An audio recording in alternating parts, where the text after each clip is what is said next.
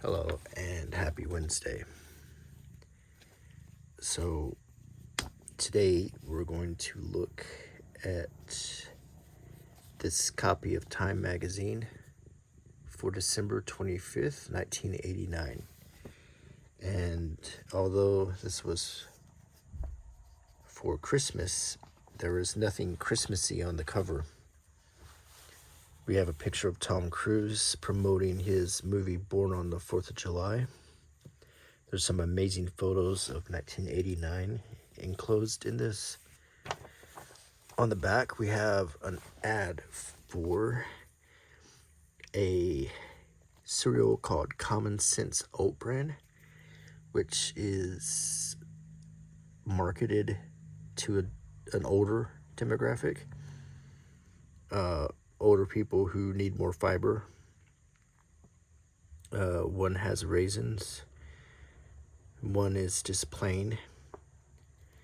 And it's this name and everything is definitely trying to get old people interested in the cereal. It doesn't exist anymore. I think they might have tried a little too hard with that one.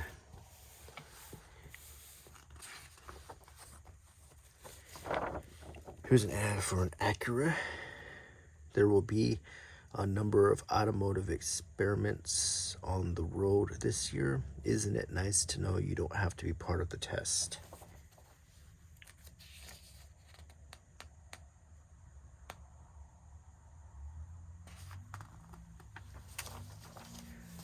Like I said, this is a Christmas issue, but there's not very much Christmas. But we're going to see some famous pictures from 1989. You might recognize this one from Tiananmen Square. There's a picture of Gorbachev.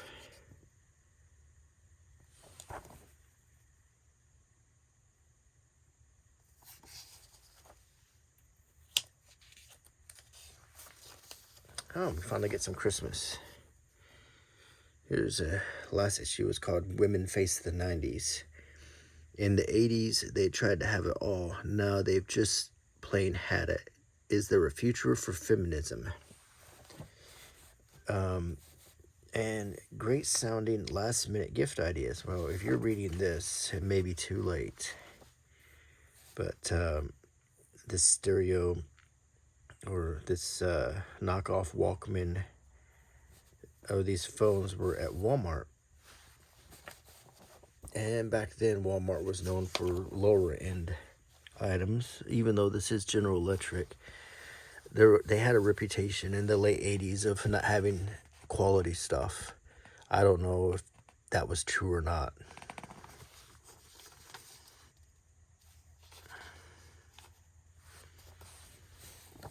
Join Peter Jennings for images of the 80s. From the land of the free to the home of the brave.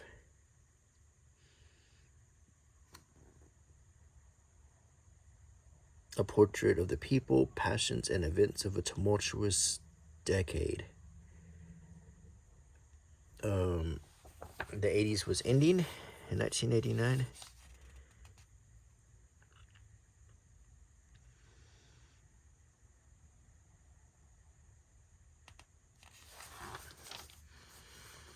Here's an ad. Merry Christmas from Marlboro Country. And it's a nice, like, twilight scene of a wagon in the snow with a Christmas tree, followed by a bunch of cowboys driving horses.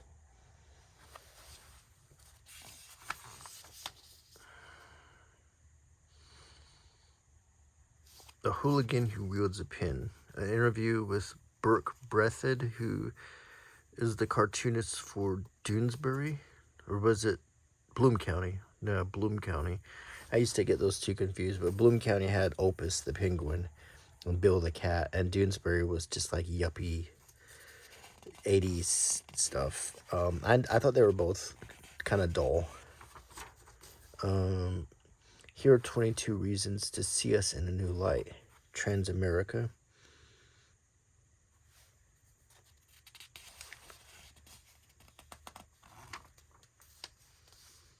Would you lie to a pregnant teenager?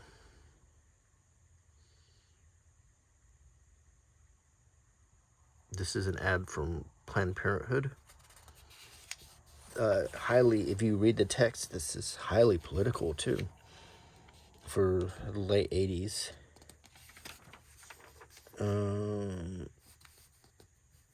Here's an ad for beef. Real food for real people.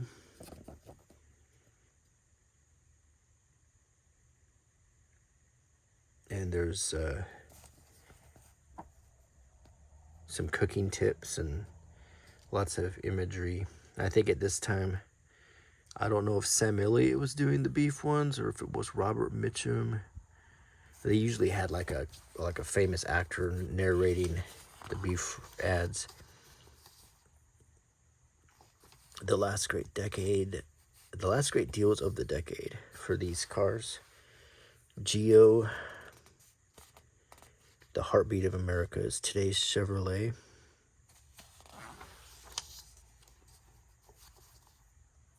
And face off on reform. Sakharov is gone, but Gorbachev still confronts an angry, outspoken opposition. He was the premier of Russia at this time.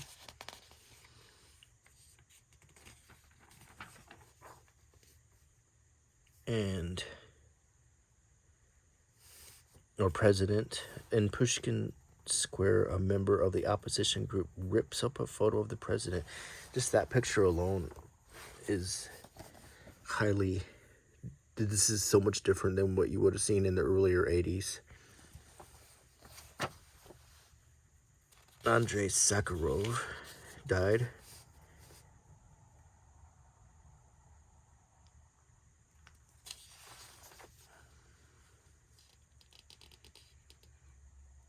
And there's a thing he wrote called The Making of an Activist. Peering into Europe's future, how the U.S. hopes to preserve its role across the Atlantic.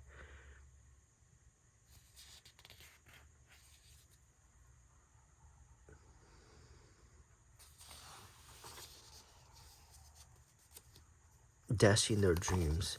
Britain begins the forced repatriation of the boat people. So,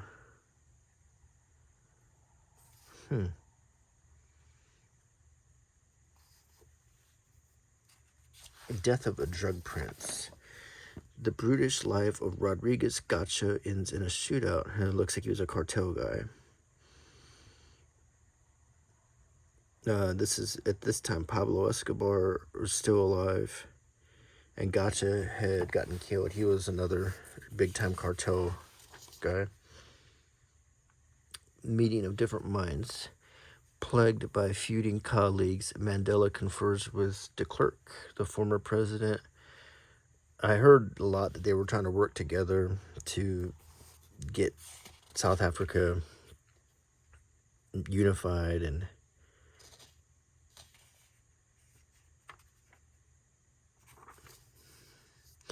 mailroom mayhem. High-speed machines and outside competition are pushing postal workers to provide faster, better service. The pressure is driving some of them crazy. This was an interesting thing in the late 80s. That's where we get the term going postal. There were a number of postal workers who cracked up and, acted out in various ways, often violent. And this... and a lot of them blamed it on, overwork, not enough people. Bush, the riverboat gambler.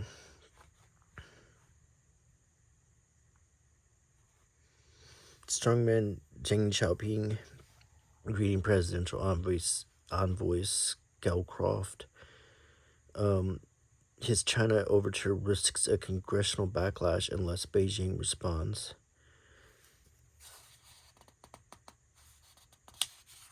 And then more stuff about AIDS, which was a big deal in the 80s.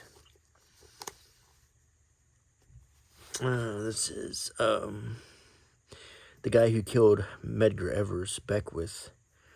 There's a movie about this where he eventually, I think they did lock him up or something. But he he assassinated Medgar Evers, and he got away with it for years. Leone Helmsley.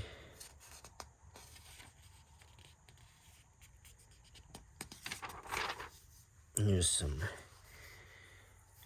The guaranteed rebate.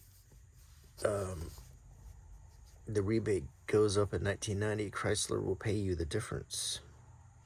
On these different models here. I miss when pickups looks like that. Here's some images of 1989. Amazing pictures from an amazing year. This is June 4th in Beijing. The people who for 50 days clamored for a new China are bloodied into submission. A lesson to those who would come between the Communist Party and its wrath.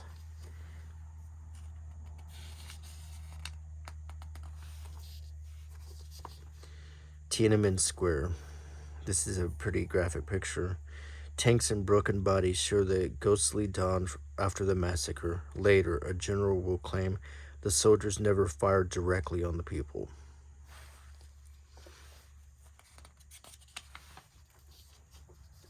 Here is Berlin, November 10th. With all the righteousness of a biblical drama, East Germans march and march against their communist masters until astonishingly the wall comes tumbling down. So the breaking down of the Berlin Wall.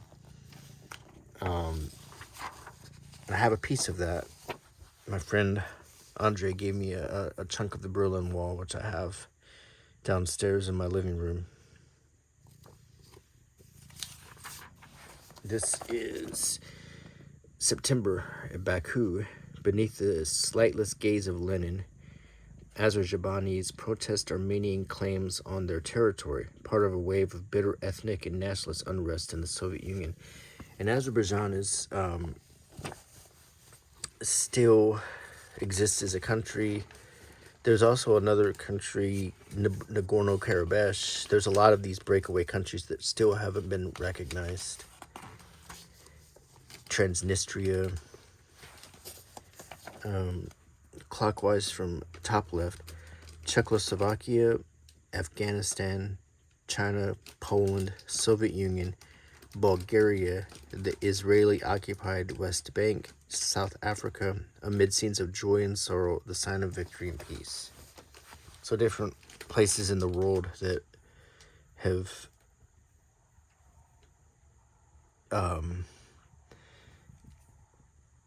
faced a lot of, I guess you could say, adversity. Now Czechoslovakia doesn't exist anymore. It's the Czech Republic and Slovakia.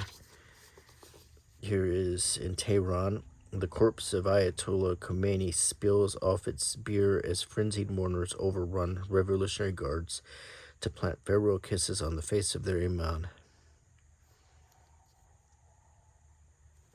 Another kind of haunting picture there. I remember when he passed away and they broke into TV. Like, I can't remember what we were watching, but they broke in and announced that he had died.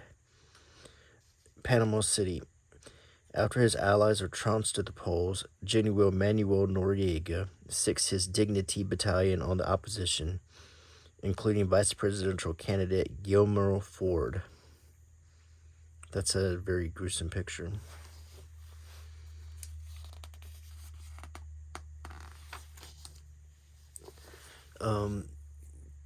Charleston, South Carolina, with 135-mile-per-hour winds, Hurricane Hugo thrusts itself onto the American mainland after assaulting the U.S. Virgin Islands and Puerto Rico. Total cost of its 5-day rampage at least $8 billion. And San Francisco, the earthquake strikes at 5:04 p.m. and measures 7.1 on the Richter scale and kills 67, including 6 who died when a building crushed their cars. Damage left by the quake up to $10 billion. So as you can see, 1989 was a pretty tumultuous year.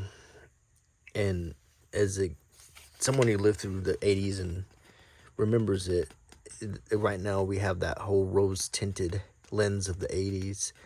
when I was a kid, that's how we looked at the 50s, with the rose tinted lens. But there was a lot of, there was a lot of crap in the 80s that was unpleasant. Oh, that's awful. I don't even want to talk about that.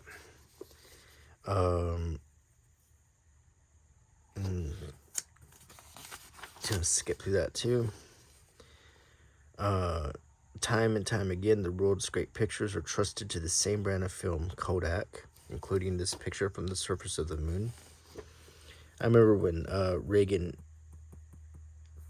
had surgery, and they had shaved off the side of his head, but he kept the other side instead of shaving it off, so he was like Two-Face at that point. He had brain surgery. This is after he was done being president. Bush was president at this point.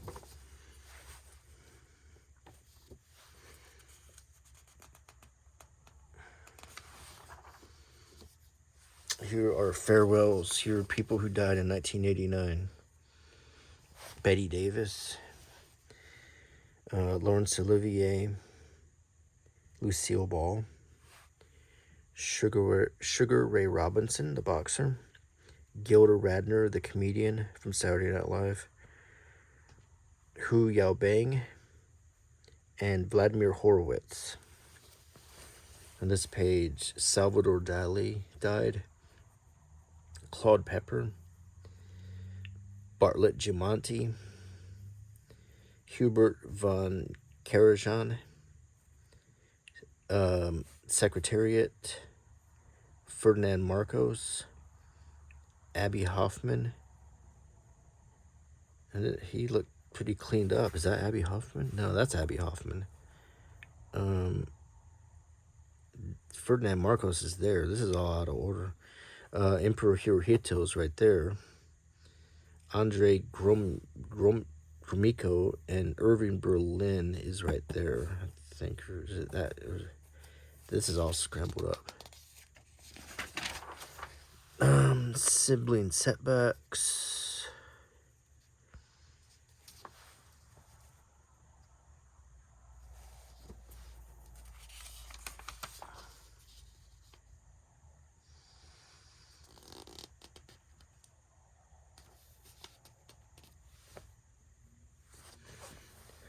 Paul Newman and Meryl Streep, superstar race car driver and purveyor of his own name brand salad dressing, has long avoided the big-time endorsement deals that many of his Hollywood peers covet.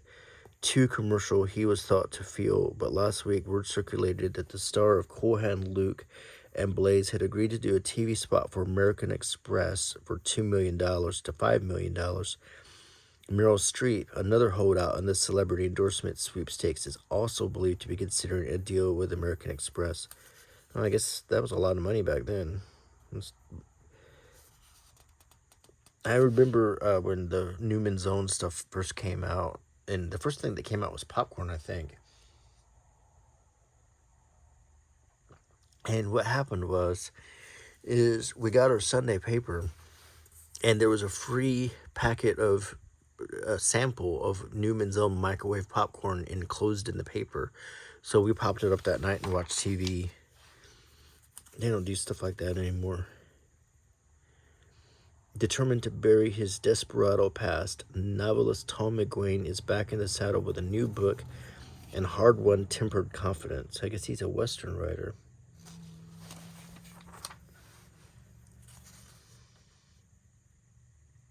To the South Pole by sled. 6 explorers try to cross Antarctica the hard way. Nowadays, you can take cruises to Antarctica, and they get a bunch of tourism, which is a little bit concerning considering there's a real delicate ecosystem there. And some people worry that if too many tourists get to Antarctica, they're going to, screw up stuff. Same with Galapagos Islands. The thing is, if you got the money, you can go to the Galapagos. But it's sad because there is so much stuff there that could get ruined. Here is the article about this movie, Born on the 4th of July. Tom Cruise, I watched this movie. So, it's directed by Oliver Stone. It was kind of, I think he made a trilogy about Vietnam, and I think it was Platoon, Born on the 4th of July, and I think the other one was called North Country or something like that. I can't remember. But Platoon was the one that's most remembered. Born on the 4th of July is, I have mixed feelings about it. It's, Tom Cruise delivers a great performance, for sure. He acted his heart out in that movie. The movie itself is incredibly depressing.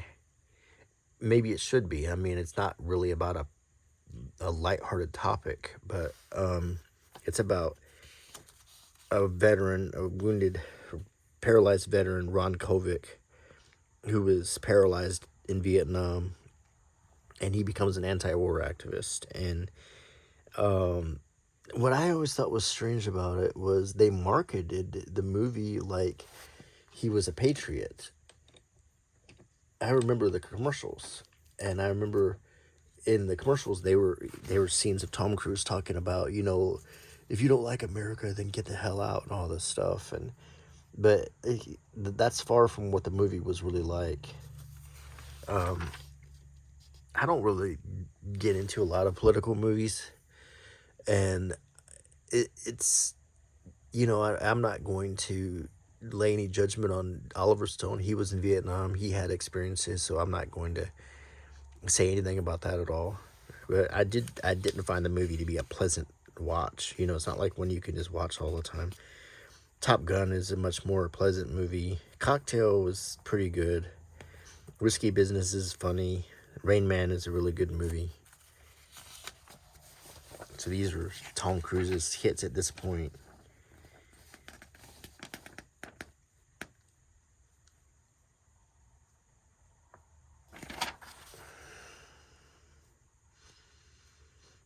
That's the real Ron Kovic with Tom Cruise, and that was Oliver Stone. That's his wife at the time, Mimi Rogers, who is a really pretty lady.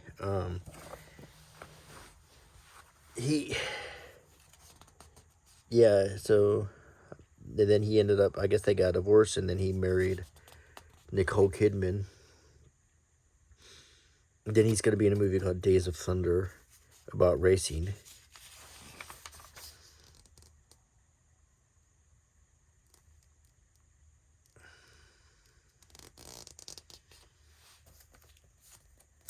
Ad for Wrigley's Spearmint Chewing Gum. Here's an ad for IBM.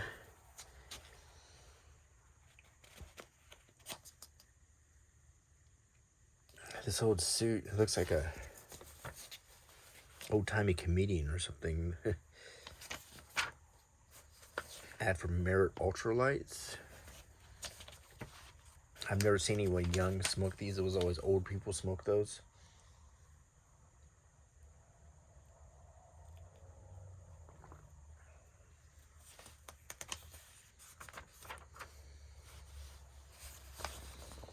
Here's another Heartbeat of America Chevy ad. Go forward with Chevy or backward with Ford. There's a big rivalry about Ford and Chevy.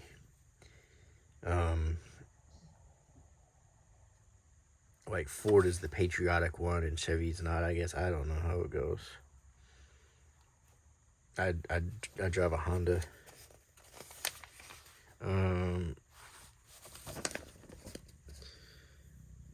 Here is the Sports Illustrated swimsuit calendar for 1990. And this was, I don't know what the status of Sports Illustrated is right now. I don't even know if it still exists. I know they've gone through a lot of problems. There was some stuff about them using AI to write articles. I'm not exactly sure. But at this time in the 80s, it was hugely popular. You could get your subscription and you could get a football phone. I mean, there was a lot of...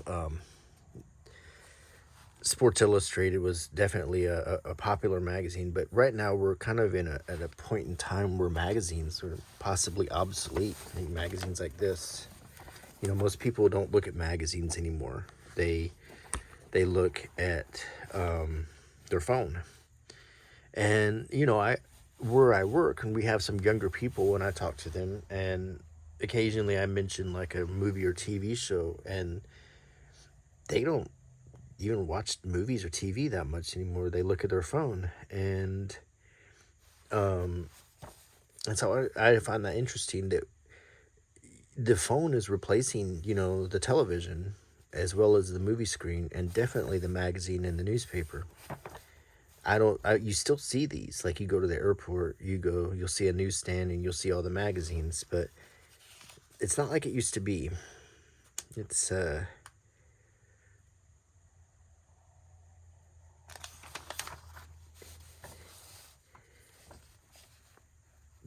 there's an ad for Ford, and they're insulted a couple pages back.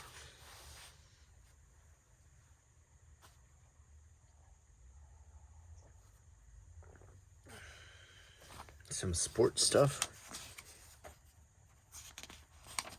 And then here's talking about TV ratings, evening news ratings, and primetime ratings. CBS is dropping. Well, it looks like they're all dropping. Murder, She Wrote is a rare hit. Hello Again to the Long Goodbye.